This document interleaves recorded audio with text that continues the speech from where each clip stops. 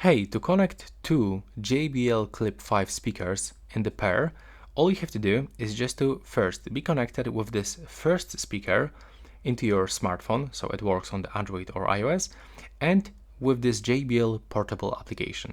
If you don't know how to do this, you can find this tutorials on my YouTube channel, but if you are connected, all you have to do is just to simply scroll into the stereo group and open it. And now, as you can see, we can only find one speaker. If you have second speaker, all you have to do is just to turn it on by clicking on this button, and then you will have to click on this Auracast button that will actually move into the dual stereo pairing mode. So it will actually blink like this, make sound like this, and after this speaker will be visible here. So you have to just click create, and now you will be connected. And that's all for this video. Right now, please subscribe to my channel.